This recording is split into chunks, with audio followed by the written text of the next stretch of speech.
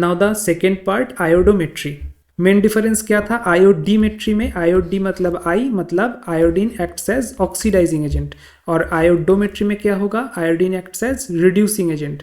वो अगर reducing agent के तौर पे काम करेगा मतलब खुद क्या होगा? खुद I- से I2 में ऑक्सीडाइज होगा। लेकिन ये बस फर्स्ट स्टेप के लिए है। फर्स्ट स्टेप में आयोडीन मतलब I- acts as reducing agent, और सेकेंड स्टेप में I2 acts as oxidising agent. ये 2 स्टेप का है, इसलिए इसको इनडायरेक्ट मेथड बोलते हैं, जबकि आयोडीमेट्री था एक डायरेक्ट मेथड। अब पर्टिकुलर एग्जांपल देख लेते हैं। Determination of strength of K2Cr2O7 by iodometry. Cr2O7 2- strong oxidising agent है, सो ये 6I- को ऑक्सीडाइज करेगा और 3I2 में कन्वर्ट करेगा और खुद रिड्यूस होके 2Cr3+ बनाएगा। रिड्यूस क्यों बोल रहा हूँ? क्योंकि Cr2O7 2- में क्रोमियम का ऑक्सीडेशन स्टेट था +6 और यहाँ पे ऑक्सीडेशन स्टेट हो गया +3। सो चेंज कितना हुआ? 3, और क्रोमियम कितना है यहाँ पे? 2। सो 2 × 3 n फैक्टर विल बी 6। ये रहा रिएक्शन का फर्स्ट पार्ट। हमें अगर स्ट्रेंथ ऑफ K2Cr2O7 कोई एक अननोन सोल्यूशन हमें जो दिया गया है उस K2Cr2O7 का स्ट्रेंथ डिटरमाइन करना है, तो फर्स्ट पार्ट ऑफ आयोडोमेट्रिक टाइट्रेशन में, आयोडी नहीं आयोडोमेट्रिक टाइट्रेशन हमें परफॉर्म करना पड़ेगा, और उसके फर्स्ट पार्ट में या स्टेप 1 में आयोडाइड सोल्यूशन के साथ रिएक्शन करवाना पड़ेगा, और उस रिएक्शन में जितना आयोडीन लिबरेट हुआ उस आयोडीन को सेकेंड पार्ट में या फिर स्टेप 2 ऑफ आयोडोमेट्रिक रिएक्शन में, जैसे हम आयोडीमेट्री में करते थे, थायोसल्फेट एनायन से रिएक्ट करवाएंगे और यहाँ पे आयोडीन एज ऑक्सीडाइजिंग एजेंट काम करेगा और थायोसल्फेट को ऑक्सीडाइज कर देगा। यहाँ पे थायोसल्फेट हम नॉन स्ट्रेंथ का लेते हैं ताकि हमें पता चल जाए कि कितना मोल ऑफ आयोडीन कंज्यूम हुआ है, और फर्स्ट पार्ट के रिएक्शन से हमें स्टोइशियोमेट्री पता चल जाता है, जैसे कि 1 मोल Cr2O7 2- से 3 मोल आयोडीन लिबरेट हुआ है। तो सेकेंड पार्ट में अगर मान लीजिए x मोल आयोडीन कंज्यूम हुआ है बाय थायोसल्फेट, तो हम ऐसे डिटरमाइन करेंगे कि 3 मोल आयोडीन लिबरेट होता है 1 मोल Cr2O7 2- सोल्यूशन से, सो x मोल आयोडीन लिबरेट होगा x बाई 3 मोल Cr2O7 2- से। ऐसे हम अननोन सोल्यूशन का स्ट्रेंथ पता करेंगे। Practical example, a mixture containing 0.05 mole K2Cr2O7 और साथ में 0.02 मोल KMnO4, ये भी स्ट्रॉन्ग ऑक्सीडाइजिंग एजेंट है। ये दोनों के मिक्सचर को ट्रीट कर रहे हैं हम KI सोल्यूशन से, मतलब I- सोल्यूशन से। The liberated iodine required 1 litre of sodium thiosulphate solution for titration. What was the concentration of sodium thiosulphate solution? अब देखिए स्टेप बाय स्टेप जो लेंथी प्रोसेस होगा उस प्रोसेस में मैं पहले इसको सॉल्व करवाऊंगा और उसके बाद इजी प्रोसेस फॉर MCQ बता दूंगा। स्टेप 1 में क्या हो रहा है? I- acts as reducing agent. इसके रिगार्डिंग रिएक्शन अगर एग्जाम हॉल में आपको पता ना हो तो आप ऐसे डिटरमाइन कर लीजिएगा। MnO4- एसिडिक सोल्यूशन में क्या करता है? Mn2+ जनरेट करता है, और साथ में क्योंकि ये आयोडोमेट्रिक रिएक्शन है I- I2 जनरेट करेगा। तो ये 2 रिएक्शन को आप लिख लीजिए और बैलेंस ऐसे कीजिए ताकि दोनों तरफ का जो इलेक्ट्रॉन है वो कैंसिल हो जाए। तो इसीलिए मैंने यहाँ पे 2 से मल्टीप्लाई किया है और यहाँ से 5 से मल्टीप्लाई किया है, ताकि ये 10 इलेक्ट्रॉन और यहाँ का 10 इलेक्ट्रॉन लेफ्ट हैंड साइड और राइट हैंड साइड में ये कैंसिल हो गया। तो पर्टिकुलरली हमें पता चल गया कि 2 मोल MnO4- लिबरेट करता है 5 मोल I2 को। अब हमारे गिवन प्रॉब्लम में कितना मोल KMnO4 दिया हुआ है? 0.02 मोल KMnO4। सो 2 मोल MnO4- liberates 5 मोल आयोडीन, सो 0.02 मोल MnO4 liberates 0.05 मोल आयोडीन। और मिक्सचर में क्या था? Cr2O7। Cr2O7 एसिडिक कंडीशन में 2Cr3+ जनरेट करता है और साथ में यूजुअल आयोडोमेट्रिक रिएक्शन होता है। यहाँ पे भी इलेक्ट्रॉन को कैंसिल करने के चक्कर में यहाँ पे 3 से मल्टीप्लाई किया मैंने, ताकि लेफ्ट हैंड साइड का 6 इलेक्ट्रॉन और राइट हैंड साइड का 6 इलेक्ट्रॉन कैंसिल हो जाए। तो यहाँ से हमें पता चल जाएगा कि 1 मोल Cr2O7 2- लिबरेट करता है 3 मोल I2, और अकॉर्डिंग टू क्वेश्चन K2Cr2O7 है कितना? 0.5 मोल। सो 1 मोल Cr2O7 लिबरेट्स 3 मोल I2, 0.05 मोल कितना लिबरेट करेगा? 0.15। अब टोटल लिबरेटेड I2 कितना हुआ? यहाँ पे 0.15 और यहाँ पे 0.05, so total 0.2 mole iodine liberate हुआ। और आयोडोमेट्रिक रिएक्शन के सेकेंड स्टेप क्या होता है? Second step is iodimetric reaction. As usually iodine as oxidising agent काम करेगा और 2 मोल सोडियम थायोसल्फेट के साथ रिएक्ट करेगा। अब to consume 1 mole of iodine, यहाँ पे 1 मोल है, 1 मोल ऑफ आयोडीन को कंज्यूम करने के लिए सोडियम थायोसल्फेट सोल्यूशन 2 मोल चाहिए और हमारा लिबरेट हुआ है इतना मोल, सो इतने मोल को लिबरेट करने के लिए कंज्यूम करने के लिए 0.4 मोल सोडियम थायोसल्फेट चाहिए। और अकॉर्डिंग टू क्वेश्चन कितना लीटर या कितना ml सोडियम थायोसल्फेट कंज्यूम हुआ था, 1 लीटर सोडियम थायोसल्फेट कंज्यूम हुआ था। सो 1 लीटर सोडियम थायोसल्फेट में था 0.4 मोल सोडियम थायोसल्फेट, मतलब मोलरिटी हो गया 0.4। हमें मोलरिटी नहीं चाहिए, हमें नॉर्मलिटी चाहिए। उसके लिए एन फैक्टर जानना है। H2O3 में S का ऑक्सीडाइजिंग स्टेट +2 और S4O6 में oxidising state 2.5। So change of oxidising state 0.5 और H2O3 में सल्फर है कितना 2, सो 0.5 इंटू 2 एन फैक्टर हो गया 1। या तो आप ऐसे भी निकाल सकते हो कि इस रिएक्शन में ट्रांसपोर्ट ऑफ इलेक्ट्रॉन कितना हुआ है 2 इलेक्ट्रॉन, और ये 2 मोल या 2 मॉलिक्यूल ऑफ थायोसल्फेट एनायन के लिए हुआ है। सो पर थायोसल्फेट एनायन कितना इलेक्ट्रॉन का ट्रांसपोर्ट हुआ है 1 इलेक्ट्रॉन का, so N factor will be 1। So equivalent weight will be 248/1 equals to 248। और हमको पता है molarity into N factor equals to normality. So normality क्या होगा, अगर मोलरिटी 0.4 है तो 0.4 into 1 equals to N. So normality भी होगा 0.4। This will be your answer. लेकिन जिस तरीके से हमने इसको सॉल्व किया वहाँ पे हमें 2 चीज़ जानना ज़रूरी हो गया था। एक तो MnO4 के साथ I- का रिएक्शन क्या होता है और उसका एन फैक्टर क्या होता है, और उसमें कितना मोल MnO4- कितना मोल आयोडीन को लिबरेट करता है। और same in the case of Cr2O7 कि ये टोटल रिएक्शन होता कैसे है और वो बैलेंस करने के बाद कितने मोल Cr2O7 कितने मोल आयोडीन को लिबरेट करता है। अब इन केस ऑफ MCQ आप सिंपली ऐसा कीजिएगा कि आपको पता है I- के साथ Cr2O7 और MnO4- का रिएक्शन हो रहा है, और I- in case of iodometry I2 में ऑक्सीडाइज हो जाता है by the strong oxidizing agents. So number of equivalent weight of iodine liberated equals to n factor of A species into n factor of moles reacted. इसको आप ऐसे भी लिख सकते हो, number of equivalent weights of iodine liberated equals to summation of Ni into number of moles I. ये I का मतलब क्या है, I का मतलब है कि कितना स्पीसीज है। अगर 10 स्पीसीज है तो 10 समेशन हो जाएगा। सो इन आवर केस बस 2 ही स्पीसीज है। सो अगले लाइन में इन फैक्टर ऑफ KMnO4 क्या है 5, और इन फैक्टर 5 आप कैसे निकालोगे, MnO4 एसिडिक कंडीशन में Mn2+ जनरेट करता है, और अगर Mn2+ जनरेट करे तो +7 से 2+, मतलब इलेक्ट्रॉन का ट्रांसपोर्ट कितना हुआ, ऑक्सीडेशन स्टेट का चेंज कितना हुआ 5।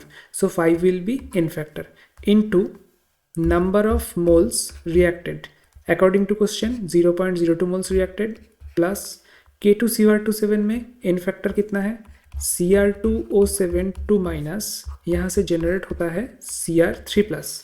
क्रोमियम का ऑक्सीडेशन स्टेट यहाँ पे है +6 से +3। सो पर क्रोमियम चेंज हुआ 3 इलेक्ट्रॉन्स का, 2 क्रोमियम है, सो टोटल चेंज हुआ 6 इलेक्ट्रॉन्स का। So N factor will be 6 into question में दिया हुआ है कि 0.05 मोल K2Cr27 है। सो हमें मिल गया कि number of equivalent weight of iodine liberated 0.4 तो इक्विवेलेंट वेट हो गया। नंबर ऑफ मोल्स कितना होगा, आयोडीन जितना लिबरेट हुआ है according to this equation, molarity into N factor equals to normality. So normality अगर 0.4 है और एन फैक्टर 2 है, एन फैक्टर क्यों 2 है, क्योंकि I2 + 2- equivalence in with 2I-। ये कोई भी आयोडोमेट्रिक या आयोडोमेट्रिक रिएक्शन में ऑलवेज एन फैक्टर 2 देता है। So molarity will be 0.2। तो number of moles of iodine liberated 0.2 mole. अब सेकेंड स्टेप में जो रिएक्शन होता है according to that reaction iodine 1 mole consume होता है 2 मोल H2O3 के साथ। सो 0.2 मोल आयोडीन कंज्यूम होगा बाई 0.4 मोल H2O3 के साथ। अब क्योंकि अकॉर्डिंग टू क्वेश्चन ये 0.4 मोल H2O3 1 लीटर सोल्यूशन में प्रेजेंट है, मतलब इसका मोलरिटी हो जाएगा 0.4 और नॉर्मलिटी कितना होगा 0.4 into N factor 1 equals to 0.4। अब एक इम्पॉर्टेंट चीज़ हम हर बार जो यूज़ करते हैं Na2H2O3 यही लिखते हैं, लेकिन कहीं पे अगर इसका इक्विवेलेंट वेट या मोलर वेट से कैलकुलेशन करना पड़ जाए और अगर आपको ये वैल्यू याद ना रहे कि 248 ग्राम इसका मॉलिक्यूलर वेट है, तब आप एक गलती कर सकते हो कि Na2H2O3 के साथ जो .5H2 है, 5 क्रिस्टलाइजेशन वाटर है, सो 5 × 18 = 90 ग्राम को आप इग्नोर कर सकते हो एग्जाम में कैलकुलेशन के वक्त। ये गलती कभी मत कीजिएगा, आपका आंसर रॉन्ग आ जाएगा। 248 ग्राम Na2H2O3 का बस वेट नहीं है, Na2H2O3.5H2O ये है पूरा कंपाउंड, और ये पूरे कंपाउंड का वेट को हमें लेना पड़ेगा which is 248 gram. So second numerical problem, in the आयोडोमेट्रिक estimation the following reaction occur.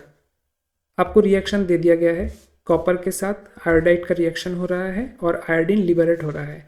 2 mole copper के साथ 1 मोल आयोडीन लिबरेट हो रहा है रिएक्शन होके, और सेकेंड स्टेप में ये फर्स्ट स्टेप है और ये सेकेंड स्टेप है। सेकेंड स्टेप में जो लिबरेटेड आयोडीन था वो आयोडीन को हम सोडियम थायोसल्फेट के अगेंस्ट में टाइट्रेट करवा रहे हैं। So according to question 0.12 mole of CuSO4 was added and the liberated iodine required 120 ml hypo. और एक इंपॉर्टेंट चीज़, ये जो हाइपो है, ये हाइपो है सोडियम थायोसल्फेट .5H2O सोल्यूशन, इसको कभी कभार हाइपो सोल्यूशन बोला जाता है। So what was the molarity of hypo. यहाँ पे आप वैसे भी कर सकते हो, number of equivalent weight of iodine liberated करके जो फॉर्मूला मैंने सिखाया था उस तरीके से, नहीं तो आप डायरेक्ट ऐसे कर सकते हो कि according to this equation 2 mole of CuSO4 liberates 1 mole of iodine. अब हमारे पास है कितना, 0.12 mole of CuSO4, so 0.12 mole of CuSO4 will liberate 0.06 mole of iodine, और उसको कंज्यूम करने के लिए हमारा 120 ml हाइपो लगा था, है ना। So according to this equation 1 mole of iodine को कंज्यूम करने के लिए 2 मोल सोडियम थायोसल्फेट लगता है। So 1 mole of iodine consumed by 2 mole sodium thiosulphate, हमारा लिबरेट कितना हुआ था 0.06 mole. So 0.06 mole iodine consumed by 0.12 moles of H2O3। अब मोलरिटी कितना होगा, ये जो हमारा मोल आया 0.12 मोल, ये कितने ml में है, हमारा कंज्यूम हुआ था 120 ml सोडियम थायोसल्फेट सोल्यूशन या हाइपो सोल्यूशन। सो 120 ml में है 0.12 mole of sodium thiosulphate. So 1000 ml में कितना होगा, 0.12 डिवाइडेड बाई 120 इंटू 1000 आया। ये है आपका molarity. So molarity will be 1, and as we know molarity into N factor equals to normality, और एन फैक्टर है हाइपो सोल्यूशन का 1, सो नॉर्मलिटी भी होगा 1। So 1 will be your answer. अब देखिए, ये जो 2 प्रैक्टिकल एग्जाम्पल आपको मैंने करवाया, यहाँ पे आपको डिफ़िकल्टी कहाँ पे फेस हुआ कि एग्ज़ाम हॉल में बैठ के आपको पर्टिकुलरली क्या चीज़ पता होना चाहिए आयोडोमेट्रिक कोई न्यूमेरिकल्स को हैंडल करने के लिए। आपको पता होना चाहिए कि आयोडोमेट्रिक का जो फर्स्ट स्टेप है आयोडोमेट्रिक रिएक्शन का, वहाँ पे कितना मोल ऑफ एनालाइट मतलब जिस चीज़ को आप एनालाइज करते हो, सो कितना मोल ऑफ एनालाइट कितना मोल ऑफ आयोडीन को लिबरेट करते हैं, ये आपको जानना है। और जितने ज़्यादा नंबर ऑफ रिएक्शंस के लिए आप ये वैल्यू याद रखोगे एग्जाम में, आपको उतना ही बेनिफिट मिलेगा। सो मैंने इधर कुछ लिस्ट तैयार किया है जहाँ पे रिएक्शन और उसके रिगार्डिंग कितना मोल आयोडीन जनरेट होता है वो मैंने दिखाया है। सो फर्स्ट रिएक्शन क्या है, आयोडेट। अब ये आयोडेट KiO3 के फॉर्म में सोल्यूशन में डिजोल्व होता है। पोटेशियम आयोडेट भी हो सकता है, पोटेशियम ब्रोमेट भी हो सकता है। इन दोनों केसों में 1 मोल ऑफ आयोडेट या 1 मोल ऑफ ब्रोमेट से 3 मोल ऑफ आयोडीन जनरेट होगा दोनों केसेस में। सो 1 mole of substance liberates how many moles of iodine, इसका मैंने टेबल बनाया है। सो 3 मोल्स होगा इन दोनों केस में। OCl माइनस, अब ये OCl माइनस कहाँ से आता है, bleaching powder CaOCl bleaching powder का कंसंट्रेशन एनालिसिस भी हम आयोडोमेट्रिक तरीके से करते हैं, तो उसका रिगार्डिंग रिएक्शन है ये। और पर मोल ब्लीचिंग पाउडर के लिए 1 मोल आयोडीन लिबरेट होता है। हाइड्रोजन पेरोक्साइड 1 मोल के लिए 1 मोल आयोडीन लिबरेट होता है। MnO4 माइनस पोटेशियम परमैंगनेट के लिए 2.5 मोल आयोडीन लिबरेट होता है पर मोल के लिए, क्योंकि इधर 2 मोल के लिए 5 मोल है, सो 5/2 2.5 हो गया। पोटेशियम डाइक्रोमेट में 1 मोल के लिए 3 मोल आयोडीन लिबरेट होता है, सो 3। कॉपर के लिए 2 मोल आयोडीन के लिए 1 मोल लिबरेट होता है, सो 0.5 1/2 इक्वल्स टू 0.5। अब एक इंपॉर्टेंट क्वेश्चन कि डिजोल्व ऑक्सीजन, कोई भी वाटर बॉडी में जो डिजोल्व ऑक्सीजन रहता है उसको मेजर करने के लिए हम मैंगनीज सल्फेट MnSO4 को उसमें ऐड करते हैं, और इन प्रेजेंस ऑफ एल्कली वो MnSO4 खुद MnO2 में प्रेसिपिटेटेड हो जाता है, और जितना MnO2 प्रेसिपिटेट हुआ उसको हम आयोडीन के साथ आयोडोमेट्रिक रिएक्शन के थ्रू डिटरमाइन करते हैं कि कितना MnO2 प्रेसिपिटेट हुआ था, और उसके रिगार्डिंग कितना ऑक्सीजन, कितना डिजोल्व्ड ऑक्सीजन कंज्यूम हुआ था बाई MnSO4 मैंगनीज सल्फेट, वो हम डिटरमाइन करते हैं। तो इससे हमारा डिजोल्व्ड ऑक्सीजन का पता चल जाता है, और इसको हम बोलते हैं विंकलर्स मेथड। विंकलर्स मेथड बहुत पॉपुलर मेथड है to determine the amount of dissolved oxygen in any kind of water body. So इसके regarding 1 mole MnO2 1 mole iodine को जनरेट करता है। So this is 1। ये फर्स्ट स्टेप में होता है आयोडोमेट्रिक रिएक्शन का। और फर्स्ट स्टेप के बाद जो स्टेप 2 है वो नॉर्मल आयोडीमेट्रिक रिएक्शन, जहाँ पे लिबरेटेड आयोडीन को सोडियम थायोसल्फेट के साथ रिएक्ट करवाया जाता है। और यहाँ पे बस आपको ये याद रखना है कि 1 मोल आयोडीन कंज्यूम होता है बाय 2 मोल्स ऑफ Na2H2O3। बस इनसे आपका आयोडोमेट्रिक वाला सब न्यूमेरिकल सॉल्व हो जाएगा। सो आई होप कि इस लेक्चर के बाद आयोडोमेट्री या आयोडीमेट्री कोई भी क्वेश्चन हैंडल करने में, चाहे वो थियोरिटिकल हो चाहे वो न्यूमेरिकल हो, आपको कोई प्रॉब्लम नहीं होगा। Thank you and have a nice day.